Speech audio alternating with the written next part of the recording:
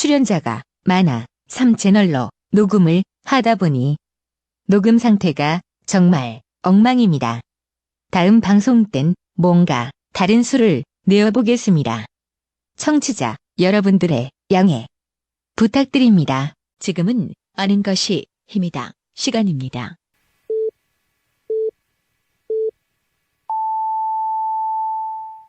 Welcome to the best podcast. Knowledge is power.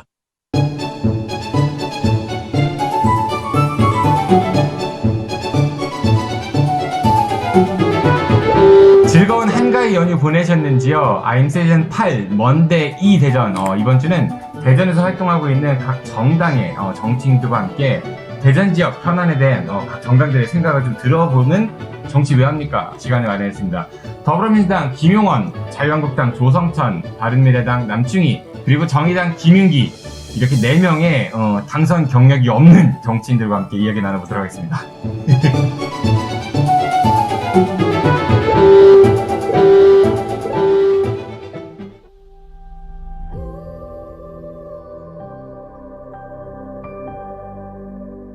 여러분 안녕하세요. 녹색연합 홍보대사 김미화입니다. 여러분 지구를 지키는 방법 뭐라고 생각하세요? 굉장히 어려운 말이죠. 지구를 내가 지킨다? 녹색연합에 여러분들 회원이 돼주시는 방법이 가장 빠른 방법이거든요. 아름다운 지구인으로의 변신 대전 충남 녹색연합 회원이 돼주십시오. 파이팅! 파이팅! 시민에서 회원으로! 시민에서 회원으로. 시민에서 회원으로! 먼데이 대전 정치 왜 합니까? 네, 대전 지역의 정치 신인 4분 모셨습니다. 먼저 더불어민주당 소속 김용원 대전 동구청장 정책비서실장이십니다. 어서 오십시오. 안녕하세요. 반갑습니다. 네, 김용원입니다. 간단하게 첫날이니까 본인 소개 좀 해주시죠. 예, 저는 지금 현재 그 대전광역시 동구청장 황인호 구청장 그 정책비서실장을 맡고 있습니다. 과거에는 건양대학교에서 약 24년 정도 근무했고요. 전공은 수학하고 컴퓨터 전공했습니다. 아, 그럼 교수님이셨어요? 네, 건양대학교에서 한 24년 근무했습니다. 근데 수학을 했어요? 네, 학부에서 아니, 아직 나오지 마세요. 아니, 그런데 교수하다가 왜 이 판에 들어오셨습니까? 정치판에? 깜짝 놀랐네. 네, 지금 말씀하시는 분은 나중에 소개해드리겠습니다. 그 우리 황인호 청장님을 도와서 뭐 오늘 주제도 원도시 말썽하고 하지만 그래서 동부 지역이 조금 황인호 청장님과 함께 좀 활성화 좀 됐으면 좋겠고 도와서 뭔가 국민을 위해서 할 수 있는 역할이 있지 않을까 해서 청장님의 청도 있었고 그래서 잠시 학교 접어두고 도와드리기 위해서 폴립해서? 제가 정치를 앞으로 계속 할지 안 할지는 모르겠습니다만 네. 아니 그런데 뭐 정치 내년 총선에 출마하신다는 그런 얘기도 막 돌고 또 본인도 뭐 마다하지 않게 또 이런 얘기도 들리는 것 같아가지고 네 사실 작년에 제가 됐을 때 개인적으로 네. 출마하신다는 얘기 도는데 어때요? 그러니까 죽어도 안 하신다고 했잖아요. 내가 이거 하려고 들어온 게 아니라고. 맞습니다. 예. 마음이 바뀌었어요? 마음이 아직도 바뀐 건 아니고요. 네. 그 마음은 그대로 갖고 있는데 간 보고 있다. 예, 간 보고 있다고 그러는데 네. 예, 지금 뭐 주변에서 많은 분들이 관심을 가져주셔서 무조건 고사만이 최선은 아닌 것 같아서 고사하다가 고사될 것 같아가지고 바로 고사될 것 같아서 이제는 고민을 좀 해보겠다고 알겠습니다. 말씀을 드리고 우리 있습니다. 김영원 실장님은 지금 당적이 더불어민주당이신 거죠? 저는 공무원 신분이기 때문에 당적을 갖고 있지는 않습니다. 그러면 그 전에 그러나 민주당 이제 당원이었었나요? 그러면? 네, 비서실장으로 오기 전에 제가 이제 공무원으로 오기 전에는 이제 민주당 당적을 그럼 당적은 유일하게 그 민주당 그 계열 하나밖에 없었나요? 그렇습니다. 지금. 알겠습니다. 그리고 대전 동구의 출마를 희망하는 걸로 알려져 있는 김용원 더불어민주당 소속 그 실장이셨습니다. 다음은요 자유한국당 소속 조성천 변호사입니다. 어서 오십시오. 네, 안녕하세요. 인사를 귀엽게 하세요. 네. 소개하시죠. 네. 네, 믿거나 말거나 대전 최고 미남 변호사 조성천 변호사입니다. 요즘에 대전이 미쳤나봐요. 다들 자기가 제일 미남이래. 저희 방송에 그 서울가정의학과 이문희 원장님도 자기가 불세출의 최고의 미남이라고 그러는데, 네. 저는 믿거나 말거나랑 분명히 단서를 달았습니다. 네. 이분 되게 똑똑하신 분이라고 소문이 났죠. 고시를 2개 합격하셨죠? 엄친아. 네, 이렇게 운이 좋게 그렇게 합격을 했습니다. 네. 비결이 뭐예요? 공부의 비결은 열심히 하는 거죠. 네. 예습 철저하고. 예, 복습 철저히 하고 교과서 위주로 교과서 안 위주로. 되는 얘기 또 한다. 예, 여기 나오신 분들 이따 소개해 드릴 거고요. 논문 제일 저자 뭐 올리고 그랬어. 아, 그런 능력은 안 되죠, 제가. 공천, 정치 왜 하세요? 제가 배운 경험 원래 공무원이셨잖아요, 그렇죠? 공무원은 이제 잠깐 행정고시에서 공무원도 했다가 지금 건설교통부에서 변호사인데, 사무관을 했었고요. 사무관 하면서 이제 강원도로 군대를 가서 이제 소대장으로 3년을 근무하면서 여러 가지 많이 고민을 했고 국가 국민을 위해서 한번 일해보고 싶다. 이런 생각을. 국가 국민이 일하는 거 아닙니까? 변호사님 행시를 벌여가지고 한 명이 그 행시 붙을 기회를 놓친 거 아닙니까? 왜 그러세요? 첫날부터 세시네. 공천 받을 것 같으세요? 일단 예. 제가 이걸 여쭤본 이유가 제가 이제 KBS 라디오를 매일 하잖아요. 거기에 이제 이영기 변호사께서 출연을 4주에 한 번씩 하세요. 지역구 같으시죠? 조성천 변호사님 출마 열심히 준비하시던데요? 그러니까 웃으시던데. 일단 뭐 이영규 변호사님이 또 뭐 오래 하셨고 인지도가 있으신 분이고 또 여러 가지 훌륭한 점이 많으시니까 저도 열심히 노력해서 뭐 경쟁을 희망 말고 그냥 가능성 어떻게 전망하십니까? 네, 뭐 가능성 저는 뭐 있다고 일단 생각을 합니다. 알겠습니다. 네. 그 조성천 변호사님께서는 정당이 이제 이쪽 자유한국당 계열에서 뭐 바뀐 적은 없으신가요? 네네, 한국당을 새누리당부터? 네. 한나라당은 아니고? 네, 새누리당 때 입당해서 새누리당 한국당에 자유한국당까지 있습니다. 알겠습니다. 네. 대전 서갑의 총선에 출마를 좀 희망하신다는 이야기가 돌고 있습니다.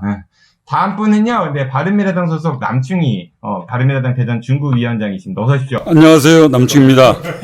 네, 반갑습니다. 이분도 이력이 화려하세요. 이분도 이력이, 뭐 본인 자랑 많이 하시잖아요. 한번 소개해 주시죠. 난 자랑한 적 없어요. 저 절대. 자랑한 적 없고. 자랑한 적 없어요. 있는 그대로만 말씀. 소개하세요, 그러니까. 나 소개를? 네. 이 이력을 뭐 얘기 또 해야겠네. 자랑 안 하려고. 글쎄, 자랑 안 한다고 그랬다가 이거 하면 또 뭐라고 할 것 같은데, 그 부산에서 정무부시장을 했습니다. 그때 경제를 했는데요. 많은 사람들이 그 왜 대전 사람이 거기 가서 했냐. 그 부산 경제 어려울 때 뭐 저 초빙 받아서 갔습니다. 그 다음에 SK텔레콤 사장을 했는데요. 그럼 또 질문이 들어옵니다. 저 앞에 저 휴대폰 그 대리점 가게 주인 했냐고. 근데 그 서울 본사에 가서 SK텔레콤 사장을 했습니다. 그럼 또 질문이 와요. 왜 대전 사람이 서울로 가서 일하느냐고. 대전에서 선거에 출마했다 직업을 구하려고 했는데 선거에서 떨어져서 직업을 못 구했습니다. 그래서 서울 가서 일할 수뿐이 없었습니다. 그 다음엔 또 경기도에서 경제부지사를 했습니다. 뭐 똑같은 뭐 질문에 똑같은 답입니다. 네, 이렇게 화려한 이력의 소유자신데 정치 왜 하세요? 아니 그냥 정치를 왜 하느냐고요? 이 잠재력 큰 대전을 크게 그 변하게 만들고 싶습니다. 잘 사는 도시로 만들고 싶어요. 이 대전이 한마디로 해서 10년 후에 이 대전에 구글, 아마존, 애플, 뭐 알리바바 같은 기업들이 만들어져야 된다고 봐요. 그러면은 그런 걸 하시려면은 시장이 돼야 되는 거예요? 국회의원이 돼야 되는 거예요? 지난번에 출마하셨었잖아요. 시장 선거도. 그러니까 이 선거 저 선거 다 나오면 사람들이 정치 꿈이다 이렇게 욕하는 사람들도 있고. 제 얘기하시는 거예요 지금? 기다리세요 거기. 많은 사람들이 그런 얘기를 해요. 나도 뭐가 올바른 선택인가 고민을 하고 있고 고민하고 있어요. 아직 마음의 결정은 안 하신 거예요? 내년에 총선 출마? 고민을 하고 있다고. 고민을 하고 있다. 네, 김영원 실장님께서도 손수박 뭐 많이 생각도 안 한다고 했는데 고민까지 왔으니까 그 정도로 알았겠습니다. 정당은 한번 두 번 바꾸셨죠? 아니죠.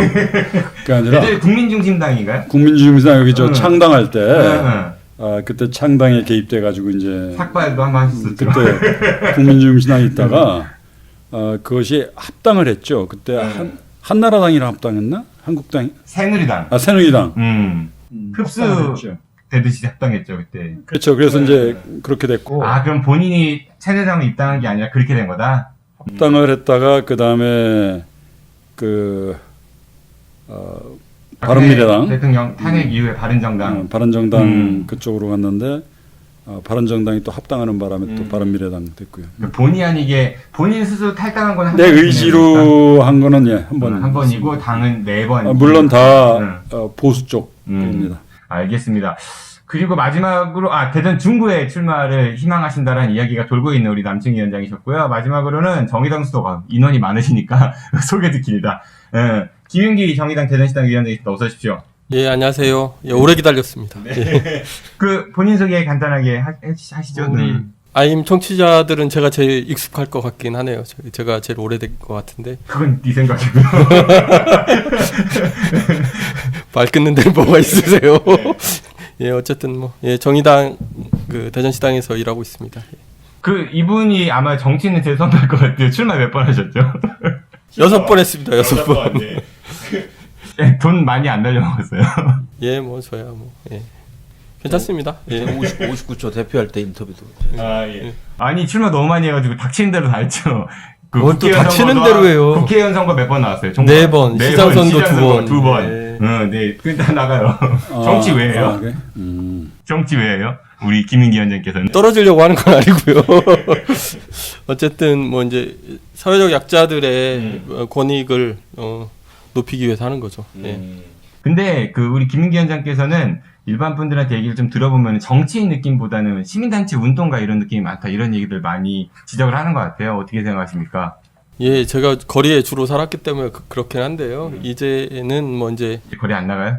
거리에 나가죠. 예, 거리에 나가는데 거리의 정치와 의회의 정치가 뭔가 통합적으로 이루어져야 된다 그렇게 생각합니다. 본인은 정당이 좀 변화가 있었었죠? 예, 있었었죠. 예, 저 2번 탈당했습니다. 2번 탈당. 처음에 그럼 시작은 사회당. 사회당. 예. 사회당 느낌 어떻습니까? 싸죠. 예, 싸죠. 어떻게 생각하세요? 자유한국당 입장에서. 자유민주주의에서 선택은 자유죠. 그때 우리 당 색깔이 빨간색이었어요. 사회당에서 탈당해서 그러면 그 다음에 진보신당. 진보신당 그리고 지금 정의당 오셨다. 예. 알겠습니다. 유성을에 이분은 이제 지역구를 바꿨네요. 출마를 희망하신다는 이야기가 돕니다. 그리고 오래 기다리셨죠. 마지막으로 저와 함께 이 난장을 진행해 주시는 중도일보 임병환 기자 오셨습니다. 어서 오십시오. 네, 안녕하세요. 네, 전에 이 네 분하고 개인적인 교류가 좀 있으셨어요? 우리 기자님은? 아니요, 지금 한 번 더 김윤기 위원장님과는 몇 번 거리에서 선방에서 몇 번 인사드리고 말씀 나눈 적이 있었지만 나머지 분들은 이렇게 앉아서 대화 나누는 거 사실은 처음이에요. 이분들 우리 기자님께서는 이제 언론인이시기도 하니까 당선 가능성 어떻게 전망하십니까? 당선 가능성은 말 그대로 표를 해봐야 알겠죠. 네. 김용원 비서실장님이야 아직 사실은 무대에 서지도 않았었지만 나머지 변호사님이나 위원장님께서는 다들 경험이 있으시니까 무세요? 낙선의 경험? 아니 선거의 경험이 있기 때문에 그때 상황 어떤 시민들의 의식과 얼마나 우문현답이다. 그러니까 엄마가 좋아, 아빠가 좋아 이런 질문 똑같은데 답 참 잘하네. 안 나와야겠어. 이게 무슨 도움이 안 돼. 알겠습니다. 제가 그래도 여기 계신 네 분을 이렇게 섭외한 이유는 개인적으로 이제 친분도 조금은 있다고 저는 생각을 하고 정말 좋은 분들이셔가지고. 저는 오늘 수습이 안 돼, 수습이. 좋은 말씀을 나눌 수 있는 건 저는 다들 혼나고 시작해요. 다들 지금 얼굴색이 좀 하얘지시는데. 아니 자꾸 정치인한테 자꾸 낙선 얘기만 하니. 아니 팩트를 얘기하는 거지 뭐. 예. 다들 잘 됐으면 좋겠어요. 그러니까 방송도 그러니까 마무리만 저렇게 해요.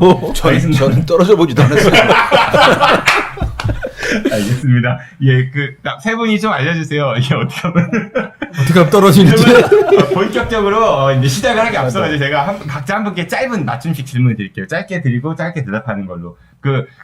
조금 곤란하신 질문을 드릴 거예요. 이거는 정치적 이제 견해에 대해서 질문 드리는 건데, 먼저 김용훈 실장님께 드리겠습니다. 제가 질문돼요. 네, 민주당이 일단 1번이니까 기호가 지금. 그래서, 문재인 정부가 지금 지지율이 굉장히 많이 하락하고 있죠? 그 원인이 어디에 있다고 보십니까?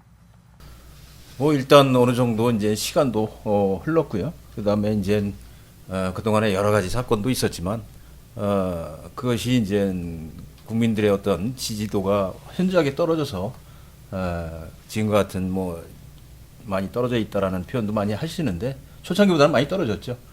그러나 이제 예전 정권에 비하면 요 시기에 비교하면 그렇게 많이 떨어진 지지율도 아니다 이렇게 생각합니다. 개인적으로. 자체 분석에 대해서 다른 분도 어떻게 생각하세요? 옳게 진단, 자가 진단하는 것 같아요? 대통령 지지도가 지금 이렇게 안 떨어진 대통령은 없어요. 뭐 그러니까 5년 단임제 시작이 노태우 때부터죠, 그죠? 그때부터 다 보면 그걸 지지도를 5년 동안 그래프를 보면 다 똑같은 경로를 겪어요. 예. 근데 하향우성 겪는 그 절대적인 원인이 우리나라 경우에 특히 경제 정책 실패, 인사 실패, 그다음에 측근의 부정부패, 그다음에 큰 선거에서 졌을 때 특히 수도권 의원부터 떨어져 나가죠. 근데 지금 우리 김 실장님 얘기했지만 문재인 정부의 그 지지율 하락은 이 네 가지를 다 지금 몰아넣은 것 같아요. 알겠습니다. 아니, 그리고 이게 양당제의 폐이기도 해요, 사실은. 이게 하나만 조지면 되거든요, 사실. 여당만 잡으면 그 다음에 자기한테 올 것 같지만 사실 계속 똑같은 게 반복되는 자가 일이죠. 진단에 대해서 인정 못하겠다는 얘기인 거예요. 그런 것 같아요.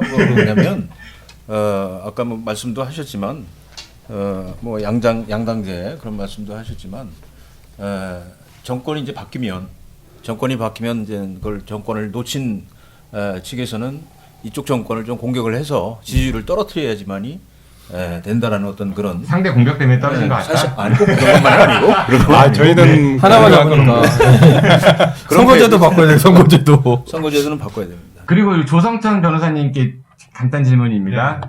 장재원 의원 아들 사고 쳤잖아요. 네네. 그게 조국 그 장관 딸하고 비견될 일이라고 생각하시나요? 뭐 전혀 관련이 없는 일이죠. 뭐 마땅히 뭐 범죄 행위를 했으면 처벌받는 건 당연한 일이고 다만 그걸 부각시킨 이유가 조국 이 사태를 좀 덮기 위해서 의도적으로 좀 확대 재생. 근데 장재현 의원이 경찰에서 뭐 피의 사실을 공표했다 이래가지고 경찰을 고발한다 뭐 이런 건 어떻게 보세요? 다 정치인 말이잖아요. 뭐 그런 걸 뭐 민감하게 하고. 그러니까 본인은 어떻게 생각하시냐고요? 뭐 저 같으면 안 하겠죠. 저 같으면 뭐 이렇게 정치적으로 뭘 이용할. 그러니까 장재현 의원이 잘 못했다? 그런 대응을 잘 못했다? 잘 못했다기보다 정치적 대응을 한 거겠죠. 본인 입장에서는 정치적. 저분 잘 피해가죠. 조국 오늘 그 박인숙 의원인가요? 그 삭발 우리 녹음 기준으로 삭발을 했다고 하잖아요. 그 이제 뭐 조국 장관 임명 관련해 갖고 그리고 이제 사진을 찍는데 뭐 박인숙 그러면 파이팅 하고 조국 하면 아웃 이래야 되는데 조국 하니까 파이팅 이러셨대요. 어떻게 생각하십니까? 아니 왜 그런 걸 저한테 물으세요? 아니 같은 당이니까 여쭤볼 수도 있는 거죠. 아니 일단 뭐 그런 의지를 보여주는 거는데 본인의 의지니까 뭐 그런 거를 당에서 뭐 지시해서 했다고는 저는 생각하지 않고요. 제 생각에는 뭐 본인이 뜨려고 하는 의도도 당연히 있을 테고 개인적인 행동 아닌가 싶어요. 그러니까 이거 뭐 당에서 그걸 뭐 지시하거나 이런 하지 않았겠죠. 예. 뭐 지금 이 자체 자가 진단에 대해서 다른 분들 어떻게 생각하십니까? 그 두 사건을 비교하는 거는 무리죠. 장재현 의원과 장재원 의원 그 사건은 그 아들이 전적으로 잘못한 거고, 저 조국 문제는 그 부모가 나서 가지고 뭔가 뭐 했잖아요. 그 저 장재원 아들은 뭐 장재원 아들이 뭐 시킨 것도 아니고 음주운전하라고. 수사 결론이 나지는 않은 사안인 거죠. 지금 수사 중인 거니까. 그렇게 지금 검찰이 보면서 수사를 하고 있고. 고소당해요. 제가 하나 구해드렸어요. 다른 분들은 의견 없으신가요? 넘어갑니다. 그러면은 우리 남충 위원장님께 질문 드릴게요. 손학규 대표를 포함해서 이 당내 굉장히 시끄럽잖아요. 바른미래당.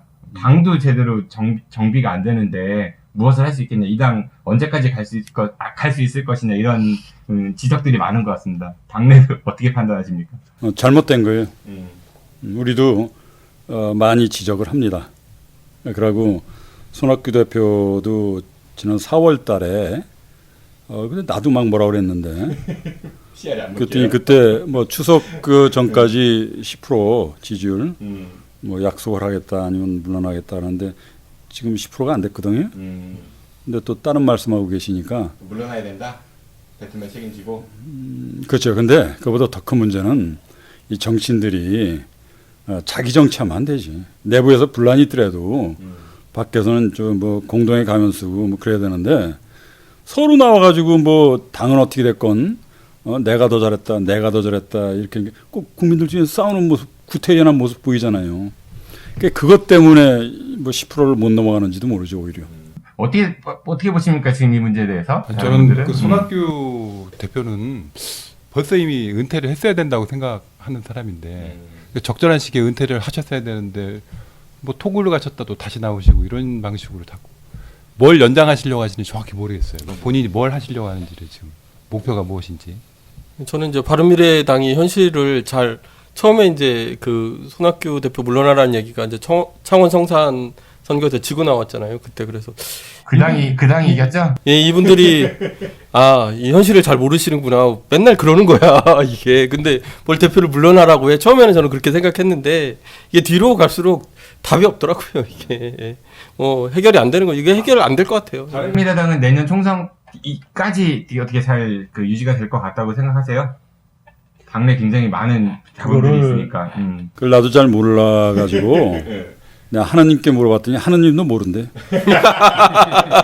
알겠습니다. 김인기 위원장께 여쭤보겠습니다. 정의당은 사실 지금 원내에 이제 의석수가 별로 많지 않아가지고 그럼에도 불구하고 이런 소리를 듣죠. 민주당 이중대다. 이거 어떻게 생각하십니까? 저희가 처음부터 이야기했죠. 문재인 정부가 어쨌든 촛불 정부의 성격이 있고. 그거부터 여쭤볼게요. 나머지 세 분은 두 분 자유한국당, 바른미래당 두 분이 보셨을 때 정의당, 민주당 이중대 맞아요? 좀 이중대보다 좀 심했지 이건. 좀. 근데 그것도 갑자기 심해요. 사정도 있어요. 정의당 지금 정의당 대표의 후원회장을 했던가? 조국. 예, 노회찬 전 대표의 후원회장도 하고 뭘 도움을 또 많이 줬나 과거에 그랬어요. 그러니까 그 개인적인 의리 때문에 정의를 저버린 거죠 정의당이. 그건 아니고요. 이중대보다 심하다. 근데 제가 볼 때는 차라리 이중대라고 하는 게 나으시겠네. 각각의 독립된 정당이잖아요. 네. 각 정당이 하는 그 정책이나 여러 가지 그 안들에 대해서 뭐 어떤 특정 당의 이중대다 이거는 좀 그냥 앞으로 좀 안 썼으면 좋겠어요. 어떻게 생각하세요, 자유한국당? 근데 뭐 실제로 정의당이 민주당 여러 국정 운영에 있어서 도움을 주는 건 맞는 것 같고요. 이제 이중대 같아요? 이중대 말씀 잘하세요. 말씀 가깝다고 했습니다. 이중대 가깝다. 여긴 더하다, 여긴 가깝다. 이중대라는 용어도 어떤 의미인지 잘 와닿진 않아요. 이중대라는 게 군대에서 어떤 의미가 있어요? 그냥 사실은 1중대, 2중대, 3중대, 4중대지만 1중대가 가장 메인.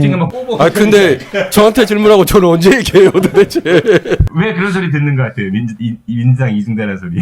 이제 우리는 원칙대로 촛불의 어떤 개혁에 적극적으로 동의하는 측면들이 있으니까 그럴 때마다 이제 이중대라고 이야기하는데 그건 원칙이고 사실은 지역에서 보세요.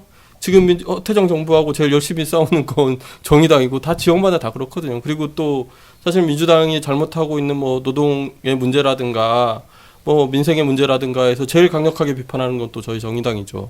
그러니까 사실 하나의 측면만 자꾸 부각하고 있다는 거죠. 그건 맞아요. 근데 이제 조국 문제 때문에 갑자기 사람들이 실망한 거죠. 뭐라고 말을 못하겠네. 어떠세요? 이제 각자 서로 소개도 하고 제가 간단한 질문 하나씩 드렸는데 분위기 이제 좀 적응이 되시죠? 어죠? 예. 적응이 이제 막 되려고는 하는데 정치 얘기하다 보니까 좀. 난 영원히 적응 안 될 것 같아. 알겠습니다. 오늘 주제로 들어가 볼게요. 시간이 꽤 많이 지났는데 오늘 제가 여러분들께 사전에 드린 주제가 대전시의 원도심 활성화 정책 제대로 가고 있는가였거든요. 원도심 활성화 이런 얘기 끊임없이 많이 나오고 있는데 일단은 제대로 가고 있다고 생각하시나요? 간단하게 예나 아니오나? 어느 분이 먼저? 나머지 분들은 다 답이 뻔하고 말씀하세요 우리 김 전 모르겠습니다. 저는 삭발 단식하셨잖아요. 단식. 그거는 다른 문제고. 야구장. 네, 야구장 문제고. 사실 그런 야구장도 뭐 허시양님과 저는 뭐 같은 지금 현재 당 소속은 아니지만 어쨌든 뭐 같은 생각을 갖고 있는 당에 뿌리를 두고 있는 사람인데 그래도 저는 허시양님하고 그 야구장 때문에 대립각을 갖기도 했지만 이 모든 것들이 대전시 전체를 보고 하는 것이 꼭 어떤 특정 지역 예를 들어서 동구다, 중구다, 뭐 유성구다 이게 아니고 어떤 특정 지역을 위한 어떤 정책보다는 원도심을 활성화시키는 정책 그거를 위한 정책도 있어야 되겠지만 크게 보고 대전 전체를 보고 지금 잘하고 있는 것 같아요. 원도심 활성화 정책 허태정 시장이 잘하고 있는 것 같아요. 잘하길 바라고 있습니다. 아니 누구나 다 잘하게 바랄 텐데 잘하고 있는 거 아니에요? 잘 못한다는 얘기죠. 적절한 대답이에요. 예, 이러세요. 이해력이 짧아가지고 지적하지 마시고 잘 못한다고 지금 답변하신 거. 우리 조성찬 변호사께서는 일단 잘하고 있는 것 같아요. 저는 뭐 정확히 뭘 하고 계신지 잘 모르겠고요. 이 원도시 활성화 정책은 기존 뭐 그 이전에도 계속 공약으로 계속 됐었잖아요. 뭐 이번에만 됐던 건 아니고 모든 후보들이 많이 예, 항상 그리고 노력은 하시는데 그렇게 어떤 뭐 보문산도 얘기하셨고 이렇게 좀 보여주기식 좀 그런 행정으로 좀 일관하지 않나. 좀 마스터 플랜이나 전체적인 그 조감도를 갖고 좀 지속적으로 이렇게 좀 추진을 잘 못하고 있는 것 같다. 우리 남충희 위원장께서는 하실 얘기가 많을 것 같으니까 제가 뒤로 밀어두고 김인기 위원장 먼저 이해해 보실래요? 뭘 잘한다고 얘기해야 될지를 잘 모르겠는데 저는 못합니다. 예, 뭔들 잘하겠습니까 지금. 근데 이제 저는 원도시 활성화만 놓고 보면 사실 이 철학의 문제가 좀 있는 것 같아요. 우리 사회 전체로 보더라도 수도권에 밀집되어 있는 게 있고 또 어떤 이게 개발 중심의 어떤 이런 문제들 때문에 자꾸 뭐 이제 세종하고 대전의 문제도 비슷하게 생긴 거고 사실 이제 원도심의 문제가 이게 확장이 된 거잖아요. 그러니까 이런 틀거리에서의 변화가 없으면 사실 원도심 활성화하겠다고 정책 한두 개, 개발 한두 개로 해결될 일이 아니다. 저는 그렇게 생각합니다. 도시 철학도 없고 제대로 안 되고 있다 이렇게 정리할 수 있을 것 같고. 저는 말씀드리고 싶은 게 이게 어떤 특정 정당에서 혹은 특정인이 대전시장이 됐다고 해서 원도심 활성화가 뭐 그동안 계속 해왔지만 특별한 정책이 나온 것도 없었고 그래서 크게 보면은 어떤 당에서 대전시장이 나오든 이게 일관돼야 된다고 봐요. 원도심 활성화라고 하는 이런 정책은 일관돼야지 그 다른 후보가 다른 당에서 나오고 다른 인물이 나온다고 해서 그게 자꾸 바뀌고 이것은 지속성이 떨어지기 때문에 원도심 활성화는 큰 틀을 가지고 어떤 제도 하에 이루어져야 된다고 저는 개인적으로 그러니까 생각합니다. 민주당 보면은 충청권 당정협의회 이런 걸 하시는데 제가 이제 대전 여야정협의체 하자고 하니까 이제 뭐 사실상 거부하셨거든요. 그러니까 저는 이제 지금 말씀하신 것처럼 어느 당이 되더라도 대전을 어떤 그림으로 만들어 갈 건지에 대해서 합의하고 기본적인 틀에 대해서는 뭔가 이제 공감대를 높여가는 일들을 계속 해야 되는데 그러려면 만나고 얘기하고 이런 걸 해야 되잖아요. 근데 실제로 이제 그런 공식적인 자리가 전혀 이렇게 만들어지지 않고 있고 사실 뭐 이제 제안에 대해서도 이제 수긍하지 않는 이런 상황인 거죠. 그래서 뭐 말씀하신 내용은 좋은데 그거 어떻게 만들 거냐라고 하는 부분에 대해서는 뭐 집권 여당이 더 고민해 주셔야 되는 문제가 아닌가 싶습니다.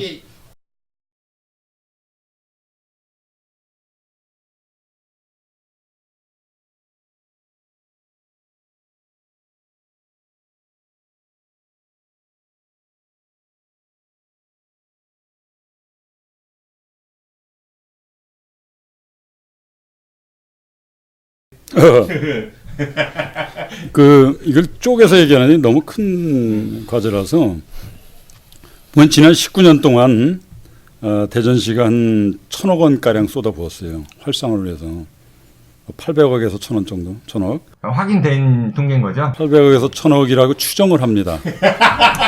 그게 홈페이지라서 다 더해보면은 이게 포함돼야 되나 안 해야 되나 뭐 그런 애매모호한 게 굉장히 많아요. 더 해보셨어요? 그래서 조금 해봤죠.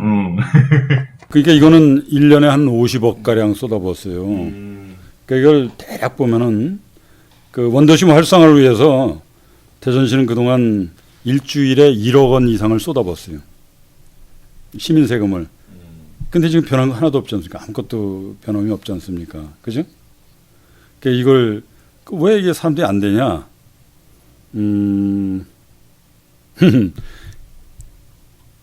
철학이 잘못된 거죠. 접근 방법도 잘못되고 원도심 활성화라고 그래서 한번 나가서 그 장사하는 분들한테 마이크 대고 어떻게 해줬으면 좋겠습니까? 물어봐요. 저희가 그럴 것 같은데요. 전부 옛날처럼 장사 잘 되게 해달라고 그러죠. 그러니까 장사 잘 되게? 전부 이 과거 회기적인 그 철학을 갖고 장사 잘 되게 하는 게 최고로구나. 그래가지고 뭐 꿍짝꿍짝 연예인 불러서 호객행위도 도와주고 차 없는 거리 행사도 하고 호객행위를 계속 도와주는 거예요. 그동안 19년 동안 그 짓을 했다고. 지금 토토젤 페스티벌도 일종의 호객행위인 거예요. 예. 호객행위죠, 그게. 거기에 원도심에 저는 좋던데 재밌고 천변에서 여름에 시원한데 그 호구인 거예요, 그러면. 근데 그거 뭐 그런 얘기 하던데 이렇게 막 여성들이 보기 낯뜨거운 뭐 이런 것도 하고 그런다고 해서 그런 비판들도 있던데요. 예. 그러니까 너무 좀 선정성 있는 그런 것들이 좀 있다. 원도심 활성화라는 게 이렇게 축제하고 뭐 차 없는 거리 만들고 뭐 연예인 불러 꿍짝꿍짝하고 해서 그러면 고객이 온다? 천만의 말씀이죠. 그 원도심 내에 컨텐츠가 안 바뀌는데, 예? 컨텐츠가 안 바뀌는데 꿍짝꿍짝한다고 뭡니까? 이게 제목적 사고 자체를 원도심을 활성화한다. 과거처럼 활성화한다는 이런 사고를 버리고 원도심을 우리가 상상 못하는 도시로 완전히 개조한다. 그 정도 생각해야 돼요. 근데 제가 볼 때는 원도심 활성화라는 용어 자체가 좀 문제가 있는 것 같아요. 그 원도심은 원도심 나름대로의 어떤 그 역사와 특성이 있는데 거기에 맞는 정책을 이제 입안을 하고 제시를 하고 실행해 나가야 되는데 원도심 활성화하면은 이제 젊은이들이 많이 모이고 또 아까 우리 남 위원장이 말씀하신 대로 가수 불러서 좀 즐기고 이러면 활성화된다? 이거는 아니고 제가 볼 때는 그래서 저희 그 동구 같은 경우도 원도심 사업단을 도시혁신 사업단으로 바꿨는데 제가 인수위원장 할 때 그 이유도 원도심을 뭐 활성화하고 원도심을 과거로 다시 과거의 영화를 누리기 위해서 이거보다는 앞으로 미래에 맞게 그 도심의 어떤 특성을 좀 살릴 수 있는 이런 정책들이 됐으면 좋겠다 싶어서 그렇게 진행을 해왔고 앞으로도 그렇게 가야 된다고 봅니다. 저는 하여튼 뭐 도시 재생이란 단어가 더 적절하다고 일단 생각하고요. 기존의 원도심이 갖고 있는 어떤 역사적 자원이나 그 시설 등을 활용해서 좀 미래지향적으로 좀 나갔으면 합니다. 저는. 근데 지금 말씀 잘 들어보니까 다들 좋은 말씀들은 하세요. 근데 좀 뭐라고 해야 되지? 좀 추상적이라고 해야 될까? 그러니까 좀 추상적이다. 그러니까 뭐 컨텐츠가 있어야 되고 뭐 도시 재생을 하고 뭐 이런 얘기들은 좋은데 그걸 어떻게 구현을 꺼내는 거지? 이런 얘기들로 출발하는 거죠. 출발하는 건데 출발은 항상 출발만 하고 있잖아요. 아니 질문을 해야 답을 하지. 그거 안 물어봤잖아요. 아니 뭐 허태정 시장 같은 경우는 뭐 보문산 개발 계획을 내놓고 베이스볼 드림파크를 연기하고 또 예충남도청을 어떻게 활용하고 이런 나름의 노력들을 지금 하고 있잖아요. 그런 것들이 그러면은 지금 안 맞는다는 거죠. 원도심 활성화 정책하고 괴를 같이 안 하고 있다. 아니면 작동이 안 되고 있다. 이런 얘기. 보문사는 시작도 안 했죠. 아니 최근에 우리가 세종시를 보면 뭔가 자족 도시를 만든다 이런 용어들을 썼었잖아요. 그러니까 도시를 만들기 위해서 필요한 것들이 무엇인지를 사실은 이제 그런 고민이 먼저 들어가야 되는데 이게 아까 이제 남충희 위원장님 얘기에 제가 동의하는 건 계속 이 호객행위만 하고 있었던 거예요. 실제로 이 동네에서 살 사람을 만들어야 되고 어떻게 살 사람을 만들 거냐. 이를테면 뭐 이제 거기에 뭐 공연장 이런 것들을 만들어 줬잖아요. 그러면 여기 와서 공연만 하고 가는 게 아니라 연극인들이 그 동네에 사는 거죠. 그러면 연극인들이 살 수 있도록 뭔가 정책적 배려를 하는 거예요. 뭐 주택을 뭐 장기 임대해 준다든가 이렇게 하면서 그 동네의 특성을 살려주는 이런 정책들로 가야 된다는 거죠. 근데 이게 동구는 그렇게 하려고 하고 있습니다. 예. 우리 김 위원장님이 저 남충희 의견에 그 동의하는 건 또 처음이네. 처음 아닙니다. 왜 이러십니까? KBS 대세난에서 둘이 카운터 파티인데 자주 싸우시거든요. 인사 안 하고 하실 때도 있어요. 안보 이런 거 하면 이제 거의 불붙죠. 원도심을 나 활성화 차원이 아니라 완전히 그 과거와 미래가 공존하는 21세기형 우리가 상상 못하는 그렇게 만들어야 된다고 보거든요. 21세기. 그 형으로 과거 19세기형이 아니라 그리고 또 원칙 하나는 도시가 하나 그 도시 속의 도시가 된다면은 원칙은 거기서 이 생산이 일어나야 돼요. 그죠? 그게 소비가 아니라 그렇다면 원도심 여기에 아니 동구도 뭐예요? 저 뭐야 대전역 아직도 우리가 국토 중심이고 교통요지인데 전시 컨벤션 산업이 그 아주 결정이 아주 기가 막힌 데인데. 그러니까 제가 지난번에 거기서 오송이 시작했잖아요. 오송이 컨벤션 시작해가지고. 아니 그러면 저 삭발도 하고 더 열심히 투쟁을 해야지. 그 정도 하면 안 되지. 아 우리 실장님 그냥 민주당에 까이고 동구에 까이고. 그래서 그런 전시 컨벤션 산업이 일어나서 많이 들어야 돼요. 민주당도 그렇고. 이 수요가 막 촉발되고 그러면서 이 요식업 그런 것이 그 뭐 국제화되고 또 많이 그 원도심 그 지금 빈집이 굉장히 많아요. 예를 들면 이쪽 그 저기 대전역에서 도청을 보고 오른쪽에 그 선화동 그쪽 보면은 외지인이 그 소유 고향 아니세요? 70%. 고향 아니세요? 선화동 그렇죠. 고향인데. 근데 순간 생각 안 났죠, 이름. 선화동의 토지 소유주, 건물 소유자의 한 70%가 외지인이에요. 저도 그러니까 이 사람들은 뭐 이거 개발되고 안 되고 뭐 별 관심이 없어. 예? 그냥 언젠가 하겠지. 뭐 돈 묻어뒀으니까. 이런 상태에서 이걸 어떻게 해야 되느냐. 이제 어려운 문제인데 나는 이 성공의 8알은 세계적인 아이디어를 만드는 거라고 생각해. 도시개발에. 응? 그러니까 나 뭐라고 그러지만 옛날에 저 부산 얘기하시려고 그러죠. 부산에서 센텀시티를 개발할 때 모델을 제시해서 세계적 투자자들이 몰리고 그렇죠. 그걸 개발할 때 그 아이디어를 내가 냈느냐? 그건 아니야. 그 나는 처음에 로스앤젤레스 가서 거기 석학들 모아놓고 1박 2일 회의를 했어요. 비싼 돈 들여서. 영어로? 네, 영어로 했고. 그 다음에 런던 가서 유럽의 유명한 사람들 그 석학들 모아놓고 회의를 했어요. 자, 우리 여기 내 35만 평 이걸 첨단 도시로 만드는데. 강의 듣는 것 같아요, 지금. 우리는 어떻게 되느냐. 지금 원도심 이것도 돈을 그런 데다 쓰라는 얘기예요. 그런 데다가. 제가 옛날에 우리 위원장 인터뷰할 때도 똑같은 얘기. 시장 보러 21세기형으로. 근데 저는 지금 말씀 들어보면 어떻게 보면 결과주의적이잖아요. 옛날에 원도심 활성화를 위해서 홍명상가 선거할 때도 사실은 이것이 굉장히 큰 변혁이라고 생각을 했었을 것이고 중앙로에 은흥정리에 LED 거리를 세울 때도 굉장히 큰 돈을 들여서 큰 변화를 올 수 있는 요인이 단초가 될 것이라고 해서 큰 투자를 했던 거고요. 뭐 이러한 어떻게 보면 큰 재원 투자, 큰 이런 게 결과도 좋을 거라는 생각이었었는데 지금 말씀들도 어떻게 보면 어떻게 그 거대한 그림으로 어떻게 보면 큰 효과 한 번에 해결하려고 하는 듯한 느낌이어서 사실 우리는 그런 걸 실패를 반복해왔던 근데 게 그런 투자가 말이에요. 좀 다른 분들 이야기도 좀 들어보죠. 제대로 해야지. 방송은 정글이에요. 끼어드세요.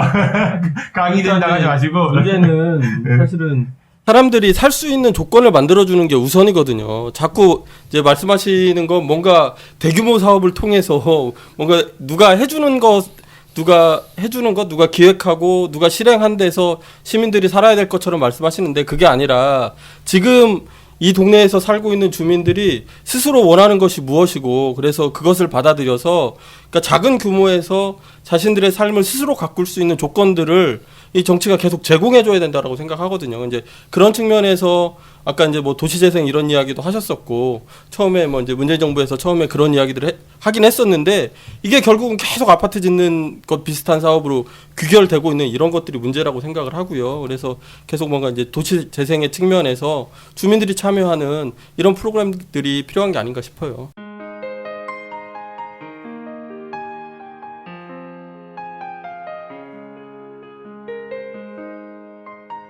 지금 여러분들께서는 대전 지역 최고의 팟캐스트 아는 것이 힘이다의 신개념 정치 토크 방송 정치 왜 하십니까를 듣고 계십니다.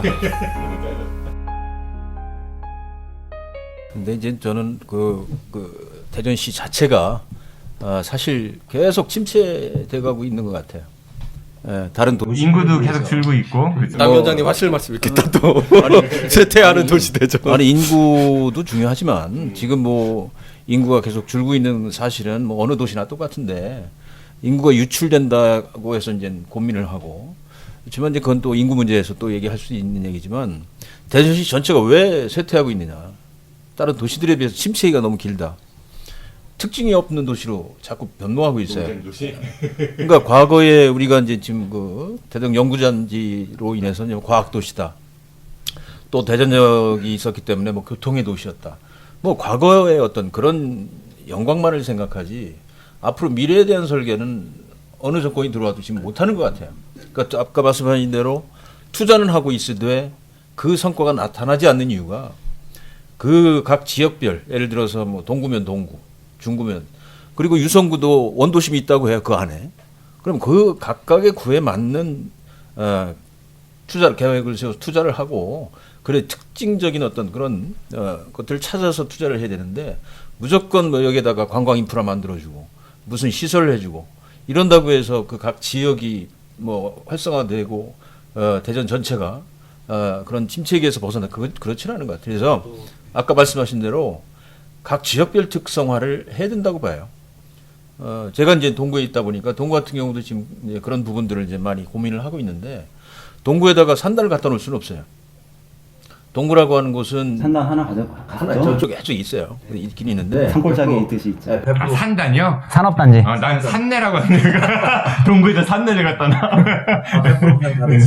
근데 이제 저는 그걸 얘기하자는 게 시안이고 동구는 동구만의 특성이 있습니다. 그동안 갖고 있었던 그런 것들을 개발할 수 있도록 동구민들이 그거를 자부심을 갖고 우리의 전통. 그러니까 각 자치구마다 그 지역구의 그 특색을 잘 살릴 수 있는 그런 정책이 필요하다는 말씀을 이렇게 길게 하신 거고. 네. 길게 좀 해야 될 것 같아서. 구성을 어떻게 하는지도 사실 중요하다고 생각을 해요. 저 지금은 대전 시정에 대해서 제가 취재를 하지 않지만 허태정 시장이 오시기 전까지 시정에 대해 취재를 했었는데 저희가 기사 쓸 때 원도심 활성화라는 단어로 쓰는 기사가 굉장히 많았어요. 원도심 공동화, 원도심 활성화 뭐 이렇게 어떤 기사를 시작하는 경향이 굉장히 많았거든요. 근데 원도심이라는 단어가 사실은 그 지역을 매몰시키잖아요. 원도심으로. 오히려 더 낙인 효과가 있다. 네, 낙인 효과가 굉장히 심각하죠. 그 지역에 있는 말씀처럼 비서실장 말씀대로 특성이 있는데 그런 특성은 하나도 생각할 게 없이 경제적으로만 낙후된 도시로만 생각을 하는데 근데 조동천 변호사님도 고향이 도마동이라고 아까 말씀 잠깐 하셨는데 저도 도마동에서 15년을 살았는데 제가 고등학교 도마파, 선아파. 근래 도마동에서 공부했어요. 저분 출마하실 것 같아요. 아니 중앙고등학교 나왔습니다. 유성에서 원도심이 있다는 것처럼 도마동도 그 15년 사이에 굉장히 낙후가 됐어요. 그러면 여기는 원도심이 아니란 말인가? 어떤 이러한 문제가 있을 수 있잖아요. 서구에서도 이제 지금 뭐 지역구로 보면 서구 갑과 을이 있는데 이제 본인 지역구잖아요. 예, 서구 갑을이 이제 또 지역 격차가 항상 서구 자체 내 큰 문제입니다. 뭐 했어요? 대전 전체로 볼 때는 원도심. 그동안 뭐 했어요? 네? 그동안 뭐 했어요? 열심히 돌아다니고 들었습니다. 네. 아니 하여튼 지금 도마동 얘기하셨는데 도마동이 예전에는 이제 저희가 살 때는 그쪽에서 최고 큰 동네였고, 예, 큰 동네였고 주도적인 동네였는데 지금은 뭐 제가 거기 30년이 넘었는데 떠나온 지 지금은 요새 가보면은 진짜 별 차이가 없어요. 청춘을 돌려다오. 안녕하십니까. 여러분은 청춘하면 어떤 생각이 드십니까? 청춘학교. 청춘학교는 배움의 열정을 가지신 어르신들이 한글, 국어, 영어, 수학도 배우고 영화, 연극, 전시회 관람도 하고 스마트폰 사용법도 배우는 열린 배움터입니다. 배움, 나눔, 행복이 있는 청춘학교에서는 배움의 열정을 가진 학생과 재능 기부를 해줄 선생님 그리고 후원자들의 참여를 기다리고 있습니다. 학생 무료, 선생님 무료, 후원회원은 유료. 기부금 영수증 발행됩니다. 전화 042-254-2007번이나 010-6620-8255로 연락 주시면 되고요. 자세한 내용은 다음 카페에서 대전 청춘학교를 검색해 주세요. 감사합니다. 네, 이렇게 해서 아임 시즌 8 먼데 2 대전 정치 왜 합니까? 예, 그 첫 번째 편을 마칩니다. 예, 더우셨죠 많이 에어컨 끄고 방송해갖고 어떠셨어요? 첫 방송 모이셨는데 윗돌이 벗었습니다. 예열을 하려고 하다가 지금 중간에 이제 막 땀이 나기 시작했는데 만약에 우리 오늘 원도심 활성화에 대한 이야기를 쭉 이제 해봤는데 만약에 여기 계신 네 분이 내가 이제 가까이 있는 내년에 총선이 있고 아니면 3년 뒤에 또 대전시장 선거가 있겠지요. 혹시 시장이든 대전시장이든 아니면 국회의원이든 뭔가 정책을 좀 책임지는 위치, 결정할 수 있는 위치 아니면 어떤 법률을 만들 수 있는 위치에 계시다면은 어떻게 이 문제는 좀 해결을 하시겠습니까? 어느 분이 먼저 말씀해 주시겠어요? 경험 많으신 선배님들. 네, 출마 경험 순서대로 해보죠. 그럼 뒤에 김인기 회장님. 슬프다. 저는 아까도 말씀드렸지만 이게 이제 누군가 와서 살 수 있는 이런 도시를 만들어야 된다고 생각을 하고요. 그래서 어르신 뭐 특성화 단지 이렇게 해서 병원이 가깝고 뭐 예를 들면 이제 산책하기 좋고 벤치 많이 있고 뭐 이런 단지들을 만들어서 이제 원도심에서도 충분히 살기 좋다 이런 느낌을 가질 수 있는 그런 정책들을 만들겠습니다. 네, 고맙습니다. 남칭 위원장님께서도 말씀 주시죠. 제 원칙은 그렇습니다. 정치인이 개인적으로 아이디어 내서는 안 된다. 근데 분명한 원칙은 모방, 짝퉁 그런 거 갖다 놔서는 절대 안 된다. 지금 보문산 관광단지 개발도 저런 식으로 모방, 짝퉁 갖다 놓으면 전 세금 낭비하는 겁니다. 실패할 게 뻔해요. 네, 뻔해요. 뭐 케이블카도 그렇고 뭐 다. 그다음에 방금 그래요.